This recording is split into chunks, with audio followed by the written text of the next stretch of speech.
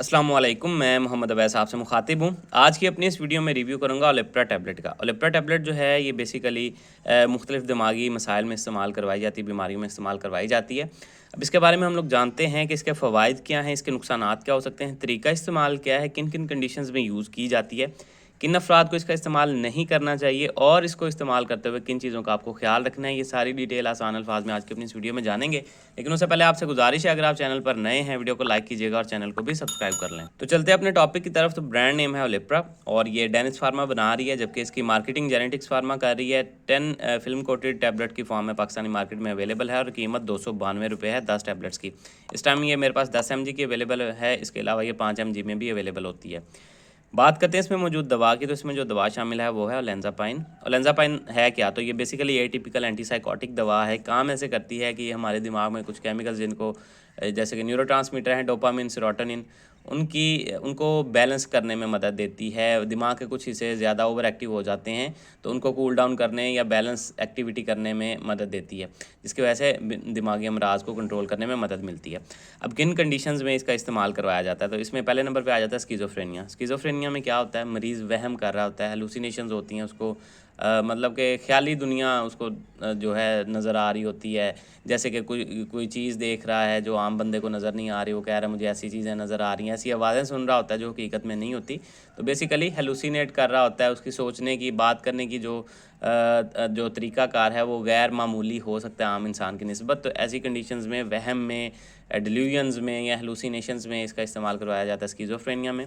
इसके अलावा इसका इस्तेमाल बाइपोलर डिसऑर्डर में भी करवाया जाता है। बाइपोलर डिसऑर्डर में क्या होता है कि एक्सट्रीम मूड स्विंग समझ लें, शदीद एकदम से मरीज़ ओवर एक्साइटेड हो जाता है या बहुत ज़्यादा खुश हो जाता है, इसको मेनिया की शिकायत कहते हैं। ऐसी कंडीशन में भी इसका इस्तेमाल करवाया जाता है। या मरीज़ एकदम से बहुत ज़्यादा गमगीन हो जाता है, डिप्रेशन में, मायूसी की तरफ चला जाता है, तो ऐसी कंडीशन में भी इसका इस्तेमाल करवाया जाता है बाइपोलर डिसऑर्डर में, इस तरह के मरीज़ों में। तो ये कैसे फ़ायदा देती है, इसके साथ नींद बेहतर होती है मरीज़ की, गुस्सा कम होता है, बेचैनी, कमज़ोरी, बेचैनी और चिड़चिड़ापन जो है वो कम होता है। इसके अलावा मनफी ख़यालात कम होते हैं, दिमागी सुकून आता है, वहम वगैरह कम हो जाते हैं, हेलुसिनेट कम करता है मरीज़। तो इस तरह से ये फ़वाइद आपको प्रोवाइड करती है इसके इस्तेमाल के साथ। अब अगर बात की जाए इसके नुकसानात की, तो नुकसानात में भूख की ज़्यादती हो सकती है, भूख का ज़्यादा लगना, वज़न में इज़ाफ़ा हो सकता है। कुछ मरीज़ों में हाइपोटेंशन की शिकायत स्टार्टिंग के दिनों में देखने में मिलती है, अगर दूसरी जो एंटी साइकोटिक या एंटी डिप्रेसेंट अद्वियात के साथ मिला के दी जा रही हो। इसके अलावा मुँह का खुश्क होना, सर भारी होना, नींद आना, गनुदगी होना और बहुत रेयर चांस में कुछ लोगों के हाथ कँपाना भी स्टार्ट हो जाते हैं। तो इस तरह के नुकसानात आपको देखने में मिल सकते हैं।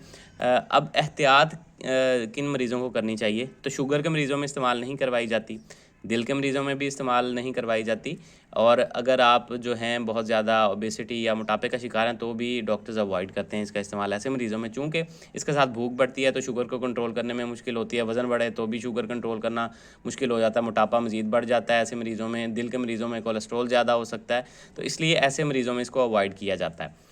दूध पिलाने वाली माएँ और हामला ख़वातीन में बाज़ का सेफ़ समझा जाता है इसको, लेकिन फिर भी बगैर डॉक्टर के मशवरे के आपको इसका इस्तेमाल नहीं करना चाहिए और वैसे भी ये कोई ओवर द काउंटर मेडिसिन नहीं जो आप खुद से लेके इस्तेमाल करना स्टार्ट कर दें।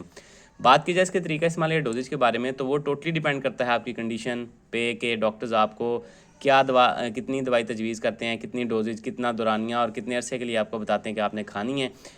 वो डिपेंड करता है 100% आपकी कंडीशन पे। जिन चीज़ों का ख्याल आपको इसका इस्तेमाल करते हुए रखना है वो ये है कि आप अगर समझते हैं ना कि आज आपने खानी स्टार्ट किया और कल आपको सुकून आ जाए, तो ऐसा नहीं होता। आहिस्ता आहिस्ता कुछ हफ्तों में बेहतरी आना स्टार्ट होती है। अक्सर मरीज़ जो हैं स्टार्टिंग में जब इसको ले रहे होते हैं तो कुछ साइड इफ़ेक्ट्स ऐसे नज़र आते हैं, जैसे कि बीपी लो होना, जिस्म में थकावट या सर भारी, नींद वगैरह, गनुदगी या चक्कर वगैरह, तो वो छोड़ देते हैं। तो ऐसा नहीं होता।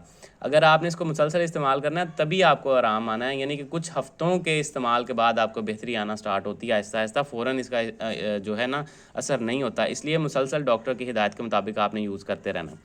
एकदम से इसका इस्तेमाल छोड़ना नहीं है, यानी कि अगर आपको डॉक्टर ने बताया कि आपको इतना अरसा खानी है तो आपको उतना अरसा खानी पड़ेगी।